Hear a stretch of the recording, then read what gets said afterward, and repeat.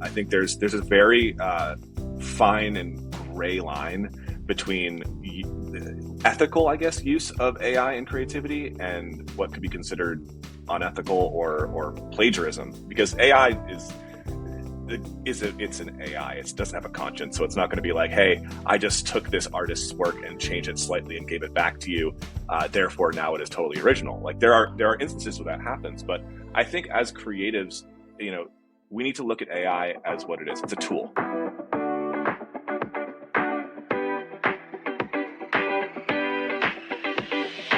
This is the Snarketing Podcast, for marketers by marketers, talking to marketers with just a touch of snark.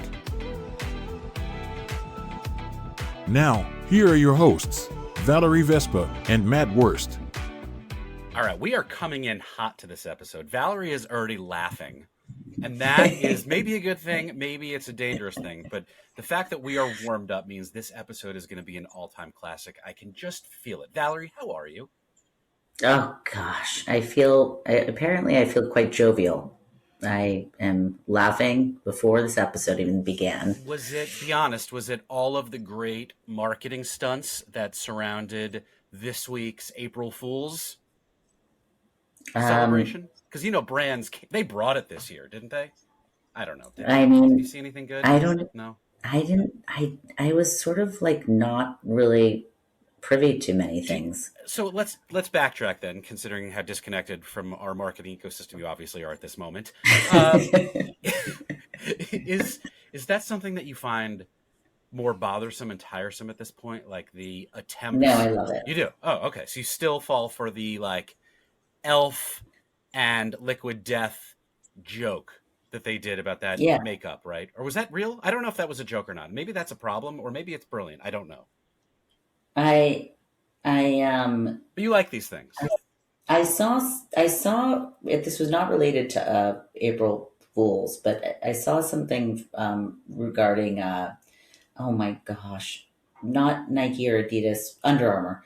Under Armour came out with a fully AI CGI advertisement, and it was very controversial because again they just created it, and they were probably using others' IP and not getting approvals on it. And it was, people were talking about whether it was good or not. And I don't know, that was an interesting one. I didn't see anything for April Fools though. Why is that the case? I don't know. Maybe it's just. What was your favorite? I think it speaks to the fact that maybe I am old and grouchy and a crotchety man at this point, but none of it really entertained me at this point. Yeah. I am much more interested in the authentic, genuine stuff that cuts through. And given now how much content we are seeing and consuming, and that everyone and anyone is a media network. I don't know if you saw this, Lyft is now a media network, and when you're in a car, you're going to see ads, and it's, I know, somewhat out of homey in your world. Yes, it is. But can and should everyone be a media platform? Maybe we save that for another conversation. I don't know. But that to me is I'm overwhelmed. Everywhere I go, I'm seeing content, and I can't keep up with it all. I have anxiety every day that I've missed something, and that's probably not healthy at this age either. I know. I find myself just scrolling through LinkedIn more than anything else these days. So does that just age me out of so many things at this point? No, it may actually age you in. Maybe you're seeing things that you wouldn't have normally seen. Who knows? Yeah. But your idea, or the creative, the concept, the idea that you were talking about with Under Armour speaks to a bigger issue that maybe we can get into with today's guest, who is a brilliant creative. He's worked brand side. He's worked agency side. He's worked athlete side, which I didn't actually know was a side, but we'll get into that. There's a lot of sides. You have that side. But also in his role and at the company that he is helping to build continuously. The company's been around many years. I don't know. We'll ask him how long. But Upwork is kind of redefining the way brands, marketers, and creatives all are engaging with one another. But AI is certainly throwing a wrinkle into that equation and formula as well. So I don't know. Are you excited? Are there things we should or shouldn't be getting into with him? I don't know. We don't follow the rules, do we? He seems like a very cool guy. I think we can throw anything at him and he'll be quite knowledgeable about it. Great. So then let's throw it to Al to introduce our guest. On this episode of the Snarketing Podcast, Valerie and Matt will talk with Patrick Hawley, the Vice President of Creative at Upwork. He's worked with some of the most iconic brands, superstars, and agencies. And now he's leading an entirely different model for creativity and marketing. Just don't call it the gig economy. Let's get into it and welcome Patrick. Patrick, welcome to the show. I don't know if we can call it a show, but welcome to this conversation. We are excited to have you here. Happy to be here.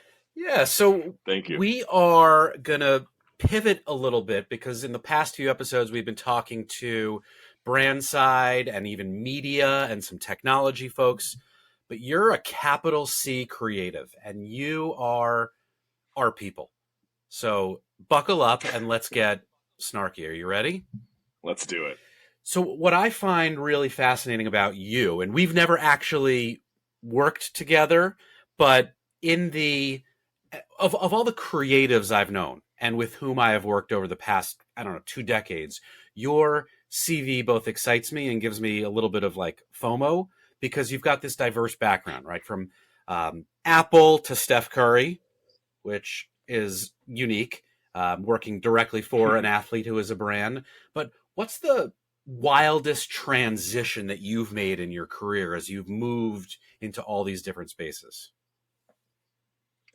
I think you just kind of outlined it, honestly. I started out agency side, and then, like you said, I moved over to Apple because I wanted to see what the other side was like, how the other half lived, per se. And I kept kind of ping-ponging back and forth because it was early in my career and I just wanted to kind of figure out what I wanted. And so I went agency side at RGA, went to Apple, went back agency side to AKQA for a minute. And when I was there, I was working on the Nike account for specifically the Jordan account. And I remember I went on a motorcycle ride with this girl I was dating at the time, and then she's a photographer, one of her models and her model's boyfriend. By the way, that's the only good reason to get on a motorcycle is for, a girl, for the record, in my opinion. I thought you were going to say for models, but anyway. Sure, and that's an even better reason. But we ended up going this motorcycle ride. I'd never met these people before. And I ended up, we rode for hours and hours and hours. And we ended up in this small little town. And we hopped out at the one bar in this tiny town in the Sierra foothills in California. And he like sprints to the bar. And I was like, okay, like he seems very excited about something. I mean, I like beer too, but like I'm not sprinting to the bar. But he runs in and he's like asking the bartenders, like, hey, can you turn on the Warriors game? And I was like, yeah, I guess he's a Warriors fan. That's cool. I like watching the Warriors too. And this dude is more into this game than I've seen anybody into anything in my entire life. And so I had to like ask him, like, hey man, like, are you just like a diehard Warriors fan or whatever? He's like, actually, I'm working with Steph Curry. We're helping build a content platform for him to launch him into the Chinese market, which is obviously the world's largest basketball market. And he goes, what do you do? And I'm like, well, I'm building a content platform for Jordan right now. And he goes, we should probably talk. And so that kind of led to the next 2 years of my life where I worked alongside Steph and his team, building a content platform for him for the Chinese market on an app called WeChat. And that led to the most self-directed, I guess, part of my career ever. It went from like, we've all worked at agencies. It's you get a brief, you work on the brief, you deliver the brief, you work on your next brief. It was kind of just like, hey, we have this amazing opportunity to work with this person who is, at his absolute peak being Steph Curry in, the 2016, 2017 era. How do we leverage it? And so it was just kind of like every single day was a new brief and every single, opportunity kind of kept coming at us. And it was a massive shift in the way I thought about work and creativity. Wow. Well, you probably saw the reward for your activities was probably pretty immediate and quick versus perhaps working on Jordan or whatever. Yes and no. Yes and no, because, when you're dealing with, anytime a client comes to an agency, obviously they've spent a lot of time and effort determining what they want their agency to do, the problem their business has, the opportunity they want to capitalize on, and they specifically picked your agency to work on that. So it actually is like, a very point A to point B transaction in many ways. Whereas, when you're dealing with an individual who the vast majority, hundreds of millions of dollars of his income comes from doing this thing that is not what you are doing with him, it makes for a much more kind of complicated relationship between the creative and the person who is the subject of that creativity. Did you? So this is a fact that maybe Valerie doesn't even know, but I spent several years actually ghostwriting LeBron James's blog and worked with him in a very direct way also. So I did not realize that parallel would be so immediate between our careers. However, the challenge that I had is that he was creative, but thought he was more creative than he actually was. Was that something that you experienced with Steph as well? Or you don't have to actually answer it directly, but is that something that you have experienced maybe in other aspects of your career where you are managing egos who think they may be more creative than they are? I think that is the penultimate struggle of any creative, which is, one, you as the creative think that you are the most creative person in the room 9 times out of 10, especially if you're a young creative. And then if you're dealing with folks who are looking to hold the pen with you, especially in the case you're referring to, Matt, that it can get even more complicated, especially in as a writer. Because you said you're a writer, I'm a writer. Yeah. Anybody can open up, Microsoft Word and put things on a page and be like, I'm a writer now. But it's so much harder for a motion designer or a visual designer for them to kind of like their territory to be encroached upon, I guess. But no, working with Steph, it was definitely a lot more. He wanted to be involved, I guess, in like when he was there on set, but he's not the most ego-driven person. Honestly, he's quite easy to work with, and his management also extremely easy to work with. So I actually really enjoyed that part of the process. Great. I adore him too, not knowing him, but just from the sidelines. Were you always a creative growing up? Did you know that this was kind of the direction? When did you kind of know? I knew 3 years into my college career when I found out I'm not smart enough to be a doctor. I went to school to be a doctor because my dad and his dad were both lawyers, and I wanted to rebel and be a doctor.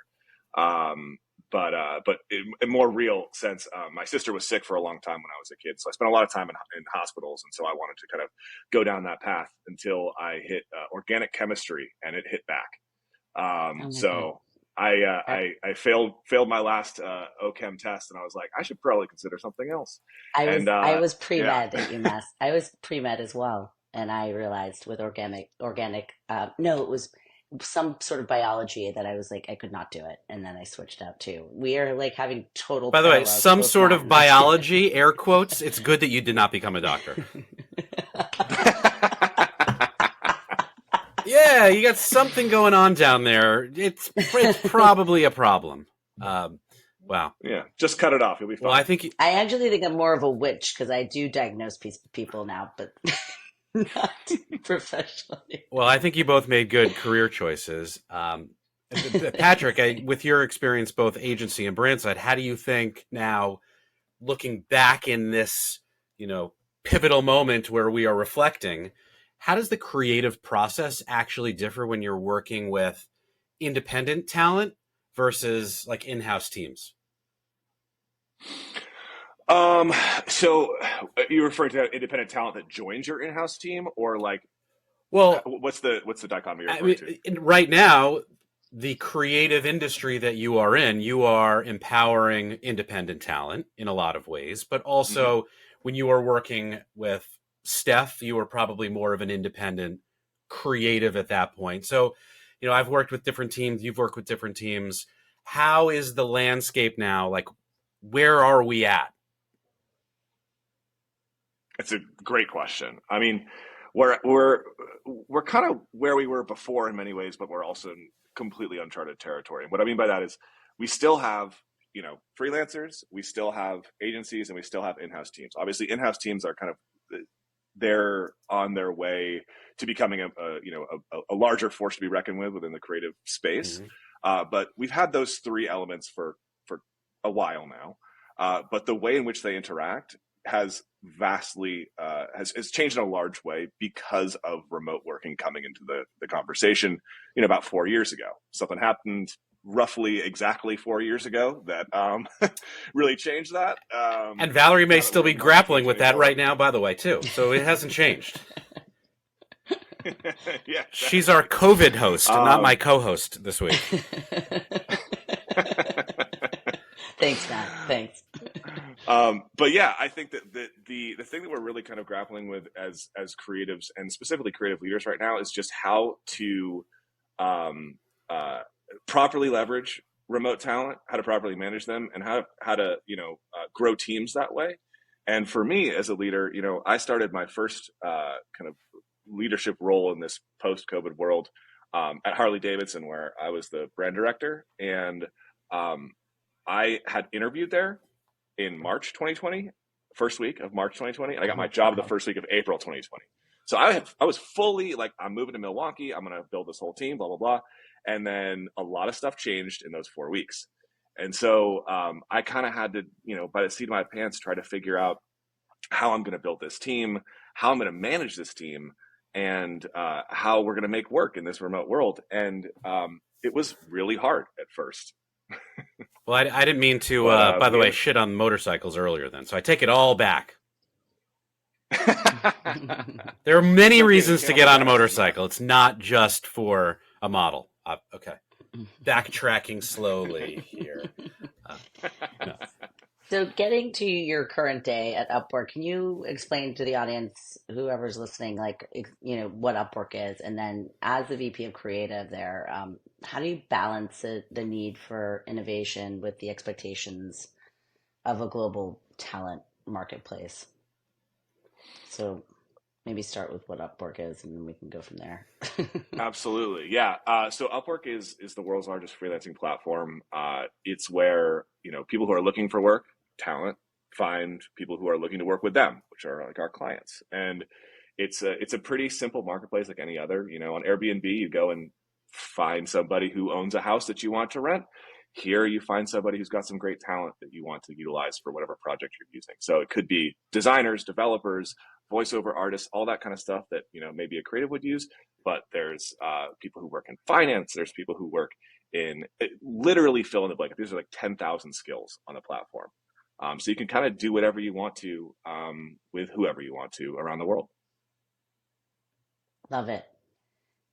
And so, tell us a little bit about your evolution there in that role as VP of Creative. Absolutely. So I came on actually as a freelancer. So I originally came on just for a short amount of time to help them with the brand, their first kind of big brand campaign. And the person who brought me on was the ECD at the time. And little did I know, he brought me on because he was going to be leaving 2 weeks after he brought me on. So it was kind of like hey, can you just make sure this doesn't go up in a ball of flames while I go over to the Google? And so, I was like, fine, that's cool. I'm a hired gun. I'm going to come in here and help. And when I came on, I ended up having a conversation with this woman named Amanda, who is now kind of my partner in crime. She's the VP of Integrated Marketing. And she was like, hey, are you interested in the ECD position? Because it is now vacant. And I surprise! Was like, yeah, surprise. And I was like, I'll be honest with you, I'm not. And it's not because I don't think this is a great brand. It's because one, I wanted to be a freelancer. And two, I thought that, what I was seeing at the internal team here in Upwork was kind of what I saw at a lot of other places I had been internally and a lot of other places that my friends had been at internally, which is a creative organization in-house that was really set up to do one thing and one thing only, which is just take tickets and deliver assets. And that to me is not really what creativity could and should be doing for a brand. And so I told her, I'm like, hey, I think it's a really cool brand.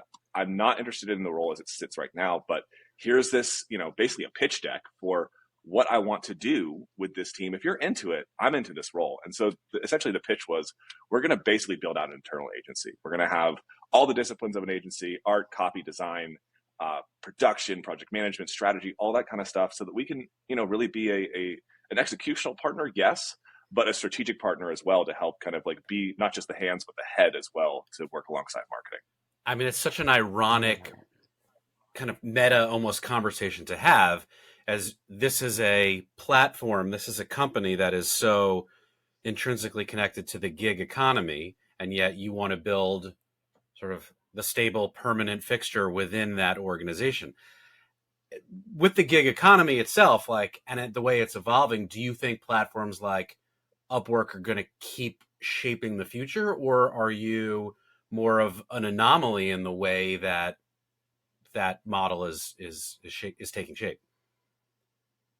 I would actually push back again, because I feel like, the way that you're saying gig economy feels, I have an aversion to that term, because it feels very much like, hey, you come in and do this little thing and you go. I'm basically just using it as a set of hands.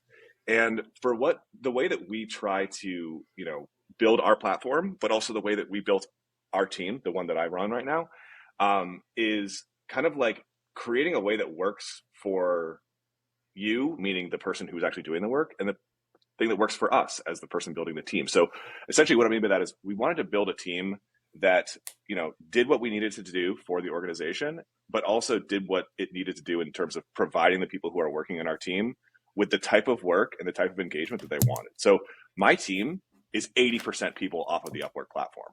And some of those people have been working with us on a freelance basis for years. Some of those people come on just for a project.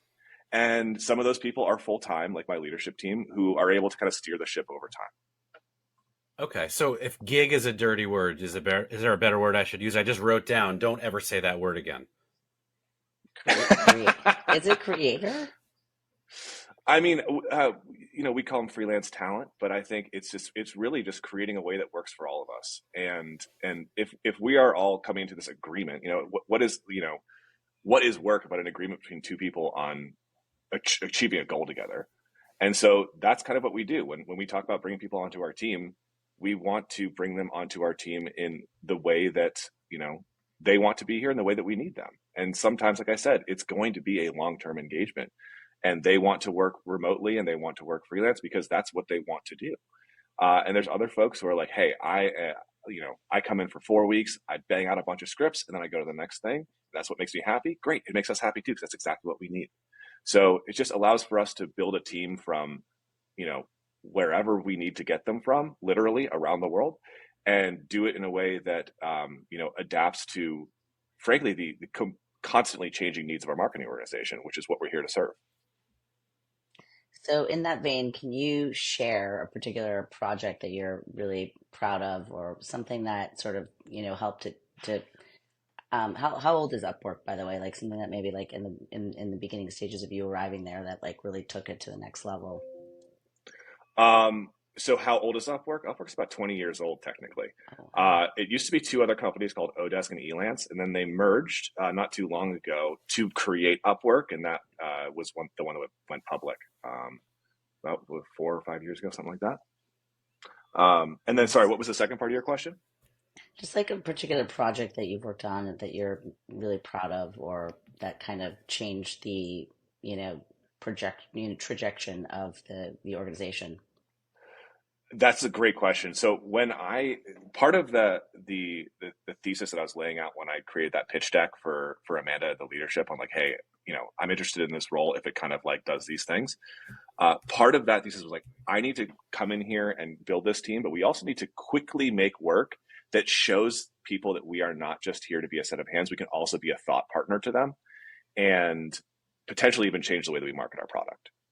And so I think it was like 2 weeks into me starting as the ECD, the social team came to us and they had an ask for us, which was like, hey, International Coffee Day is coming up. We need a photo of a coffee mug to post because it was successful last year and we want to do it again. We're like, okay, great. We could absolutely give you the most badass photo of a coffee mug you ever fucking seen. Or we could do this idea, which is like thinking strategically around like International Coffee Day. Do we actually, as Upwork, have a narrative to own around this? If so, let's pursue it. And what it ended up being was like us thinking, all right, International Coffee Day. Well, obviously there's a connection between work and coffee. Most of us start our day with it. But what about Upwork and coffee? And so we kind of started thinking about it, and we're like, well, if you think about the core of Upwork, it's really connecting people who are looking for work with people who are looking to get work done to make something great.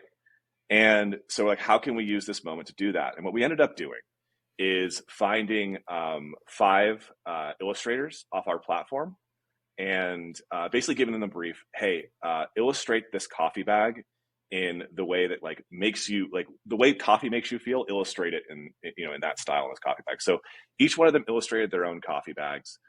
We partnered with a roaster in Oakland, and we ended up making our own roast. We called it Wake and Make because we're children and want to make a weed reference in corporate settings. But we ended up roasting our own roasts. We ended up getting those illustrators to do those packages, and we made 1,000 of each of them. So we made 5,000 total bags, and we ended up giving some to the social team to do a giveaway. But we ended up giving a ton to our sales team, and what they ended up doing was giving them to all of their best customers. So, I don't know if I can talk about our customers, but a lot of great places that these illustrators wanted to work at.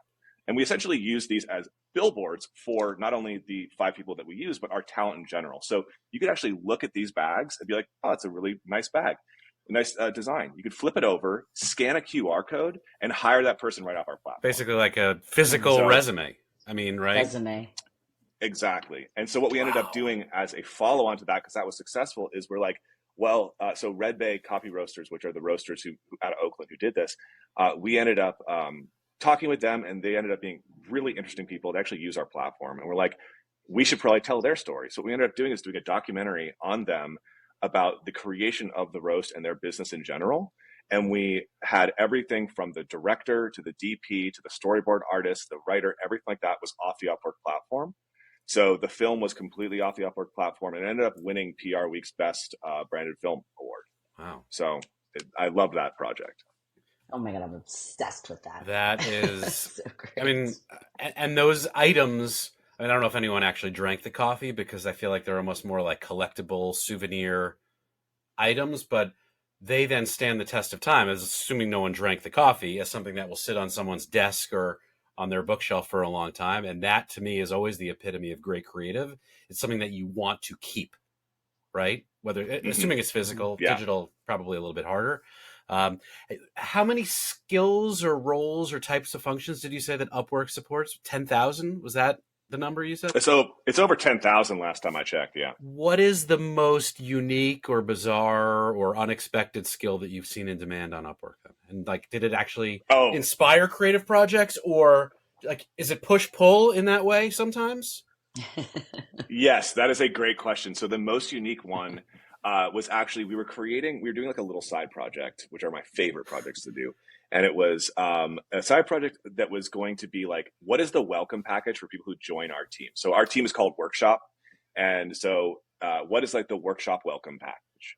And so you get obviously your merch and all that kind of stuff, which is great. But you also get a candle. And the candle is scented like midnight oil. So the idea is that the only midnight oil you should be burning, if we're all working correctly, is this candle. So the actual scent of that candle came from a scentologist off of the Upwork platform. Ooh, a scentologist. Thankfully, not a Scientologist. I'm sorry. Yeah. I'm sorry. We are going to leave. I think they use candles too. Yeah, we're going to leave pseudo-religion out of this episode. Okay, Valerie, please. Okay, sorry. I know that's a real skill, and I don't mean to question it. I just wonder, is there enough work out there to keep that person employed? That's like, I guess, an interesting question. Or do they have to have other skills and side projects? You have no idea what a scentologist is capable of, Matt. There's a lot of scents out there. I don't have any, so that's candles. Why. I have no sense of how big that could be. You're so ridiculous. You're so ridiculous. All right. So leave it to the writer to drop puns. We'll drop them and leave them over there. So, in your opinion, what is the most underrated attribute or skill that a freelancer should highlight on their Upwork profiles? I think that because we are still in the early stages of this whole remote working thing, I think and also like not only the remote working thing, but also hiring remote people. I think the more that people can, like the freelance talent, can emphasize their comfort with and their experience with working remotely, the more comfortable someone hiring them would be. Like there's on one hand people who are like, hey, I worked in an agency for 10 years and now I'm trying out this whole remote thing because I wanted to go work in the Catskills and live there. Great. It may or may not work for them, but if you have somebody who's like, hey, I've spent the past 10 years being a freelance writer and, in, Boise, Idaho, and you're in New York City and you want to hire them, you feel a lot more comfortable. This person kind of knows the ins and outs and has their process down to a T to where they can almost help you through the process of working with them remotely. Interesting. I like it.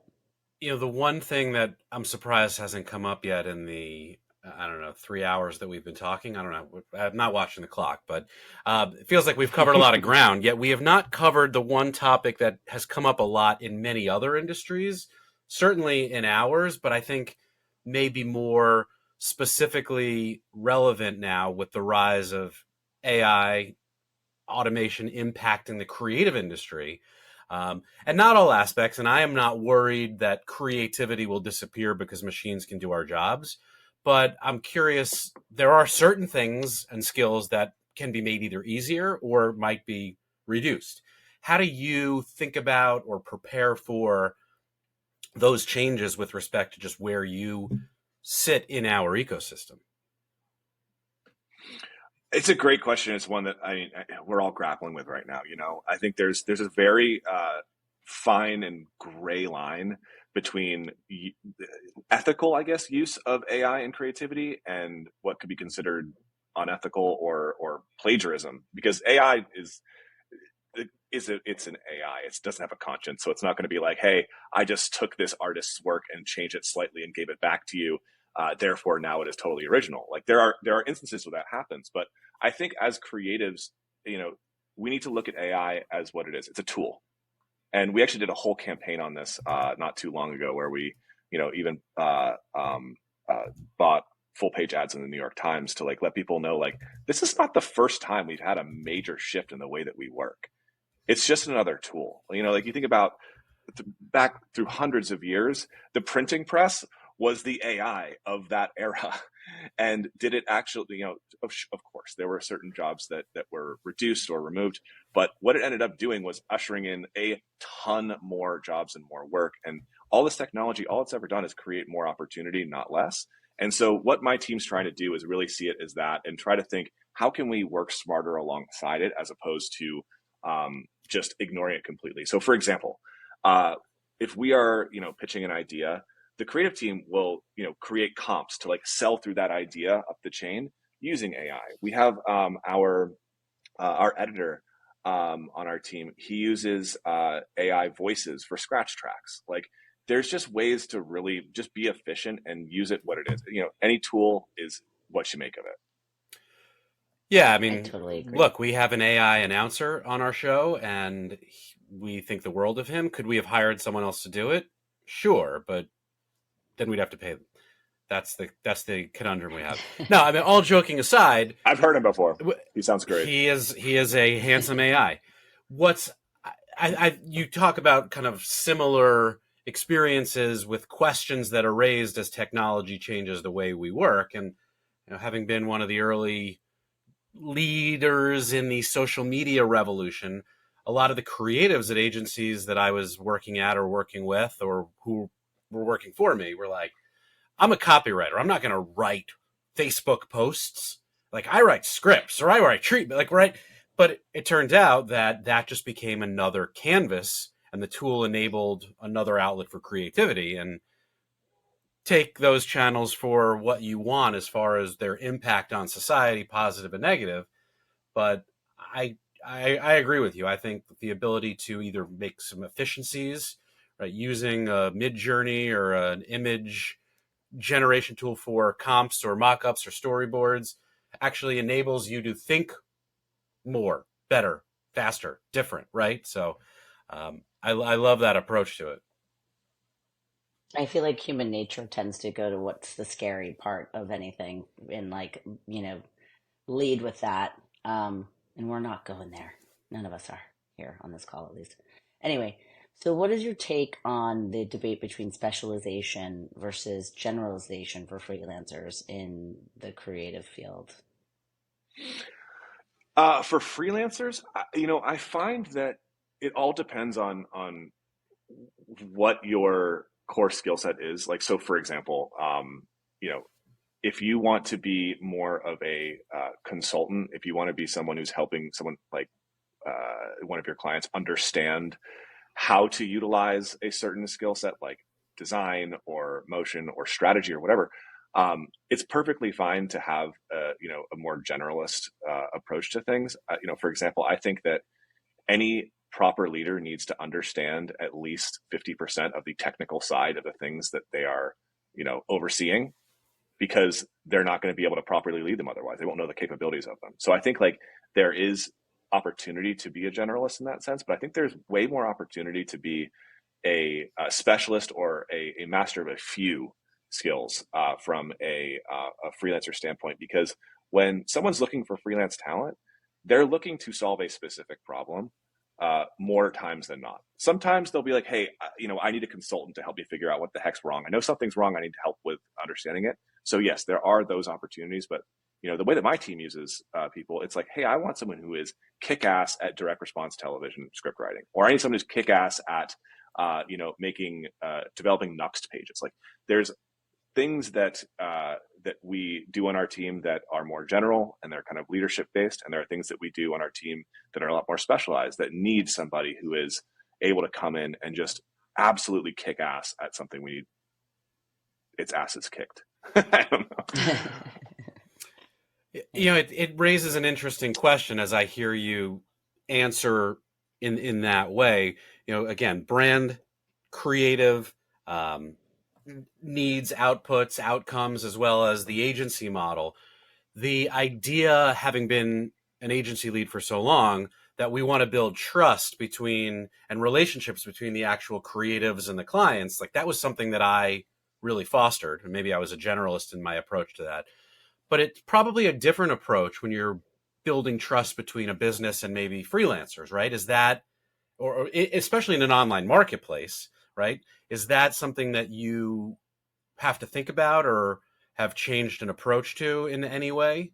Or is that just not as important because the client, air quotes again, knows what they're getting in a freelance-based model? I mean, honestly, no, I think trust is the number one thing that you would consider when hiring someone, especially, when you're hiring someone for what is going to be essentially an expensive project. You're spending a lot of money on some of these people. And so what you want is trust. You want people to have worked with them before and tell you, hey, this person was great to work with. You want, work samples. You want to be able to talk with them. You want to see them as a person and understand who you're getting, into business with. And so most of what my team tries to do and most of what our company tries to do is to build that trust through examples and through references and through proof. And so you can think about even the way that we market our product internally is through, hey, I used it, it was great, you should use it too. So we did this whole series of films. We call it Customer Zero internally, which is like, hey, dog fooding. I was going to say, you're in dog food. There you go. Yeah. Whatever. Yeah. Exactly. And so we did this whole series of films where we documented different teams, including our own, throughout Upwork that use the platform to actually build the platform and the marketing of that platform. And it ended up being, really successful, not only with, getting our clients to understand, hey, we're using remote talent to build our platform about remote talent. And it's a publicly traded company and we're doing great. But also getting people internally throughout our org to understand, like, you can use people from our platform in so many ways to do so many different things. And so that kind of social proof is really important to getting people to trust the process. And that's true in every business, right? If you can get someone to do your job for you, right? That's That's what I try and incentivize in my role now, right? Getting people to tell my story for me, retention and acquisition at the same time. Yeah, it's getting leverage. Yeah. What is like, how do you see success within a creative shop that you like, the one you built? Like, how, like, what are the sort of ingredients to creating a team that works really collaboratively together? Because I think that's super important, especially as you're using freelancers that kind of either are long term or in and out. How does that gel? I won't lie to you, it's not easy. I mean, when we Yeah, all went remote, we got a lot of great things out of it. You know, we can be where we want to. We can, in many cases, create our own schedules. As a person who's hiring, you can literally get the best talent in the world because you can hire from anywhere in the world. I remember right. when I was leading the team at Harley Davidson, I could build the best team who was willing to move to Milwaukee. Like that was a big filter. And, I would talk to people in New York or Los Angeles or places that I'd worked at before. It's hard to do that. But now working remotely, you're as good as your opportunities are. And, when you have a platform like Upwork or just a culture that allows for that remote work, you can do that, which is fantastic.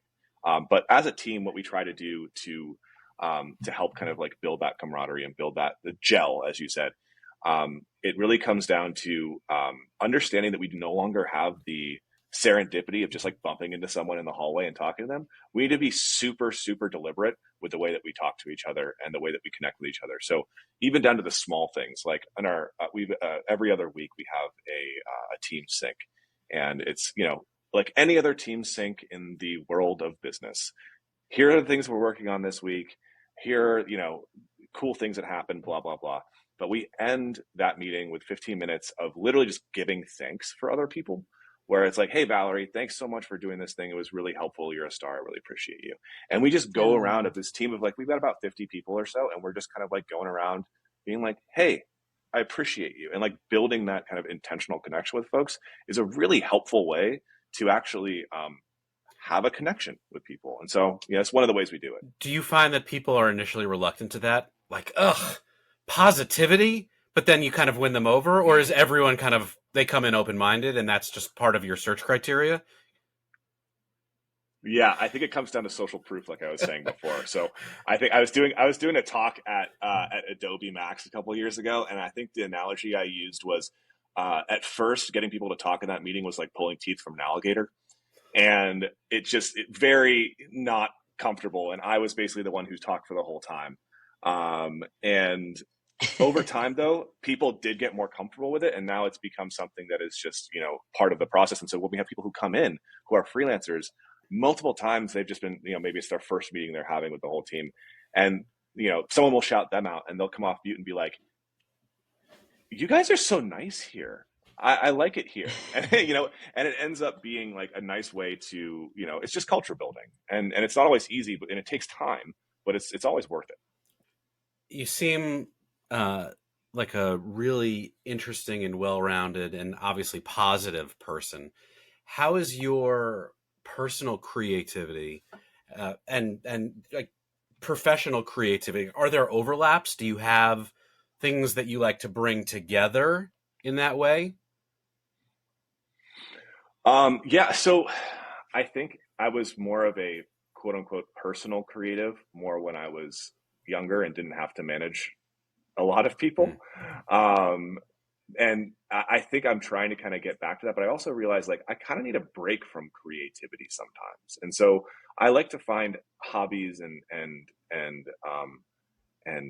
creative adjacent exercises that kind of get me, interested. Like I build motorcycles, I do carpentry, I do all these kind of things that allow me to build and create, but not necessarily in the traditional way that maybe I did when I was a little bit more of a greener creative. I think those are skill building in a lot of ways. It's like Karate Kid, you're learning the skills by painting the fence and, waxing the car. And in some ways that keeps different muscles sharp, but also builds towards a larger, more cohesive, finished product.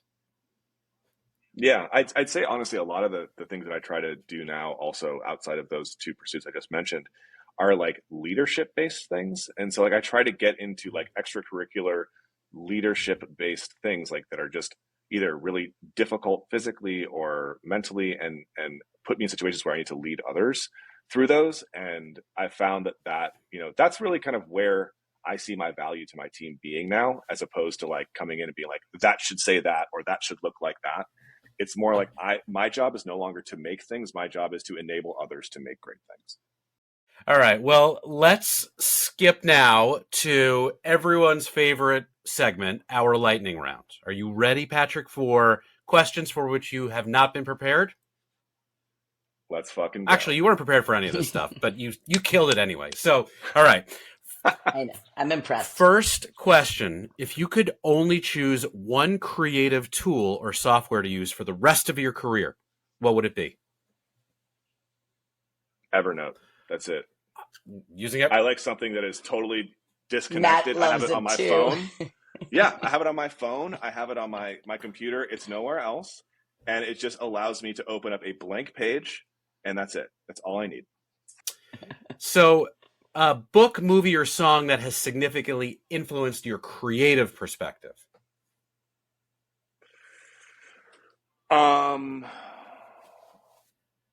Eleanor Rigby by the Beatles. It was the first song I ever learned on guitar, and my dad taught it to me. And it took me a really, really long time to learn it. And it kind of like, I would see my dad playing guitar when I was younger, and I was like, oh, that couldn't be that hard. And I realized how hard it was and how much time it actually takes to get good at something creatively. And so that really kind of like let me realize like, hey, trust the process and don't be lazy, because you're never going to be good if you're lazy. If you had to switch careers tomorrow and couldn't work in any aspect of the creative industry, what would you do? I would likely be electrician. I grew up working for my uncle in Maine, who's an electrician, has built a great business, and I really enjoyed working with my hands, but also having a bit of just being outside. I hate being in a desk. I hate this, but I love the work that we do, and so I do it. But like, I would much rather be out working with my hands if I could do anything else other than this. Is there one thing you wish more people knew about you that doesn't necessarily come across in your professional persona? I'm a pretty open book, man. I was going to say that's how I am. Yeah, I like even today when I was on a call, my profile photo, which is the same one on my LinkedIn, has me kind of looking to the side and kind of smile, laughing. And someone on the call was like super nice. They were like, "Oh, I love that photo of you. It's so good." Like, and I was like, the only reason why I'm smiling like that is because somebody made a fart joke, and I was laughing at that. And that's what that photo is of. And so like, I just really don't hold a whole lot back, because I feel like I'm not gonna be able to connect with folks if I do. So you've lived almost everywhere, I think. Now you're in Austin. Best barbecue in Austin. What's your go-to? My go-to is Terry Black's. The reason why is there's no bad barbecue in Austin. You can go to Valentina's. You can go. Actually, I would, if I were you, I would go down to Lockhart, Texas, which is 30 minutes south. And it's a tiny little town. And that's where like the original Black's barbecue is. That's where White's. That's where Kreutz is. All that stuff is amazing. But for me, I despise lines. And so I will go to wherever the fastest barbecue is, because it's going to be good no matter where you get it. It was great having you on, Patrick. This was really a fascinating journey through the mind of a truly inspiring creative. I think we may need a break after this and go do something not creative. No, never. May I suggest electrical work? Actually, don't do that. It's super dangerous. Did I tell you that was going to be awesome, or did I tell you that was going to be awesome? Kinda makes you think whether I should be on Upwork with my own unique skill, recording mesmerizing voiceovers for the masses. But I do already have a part-time job that takes up all of my time, and it's right here on the Snarketing Podcast. See you next time.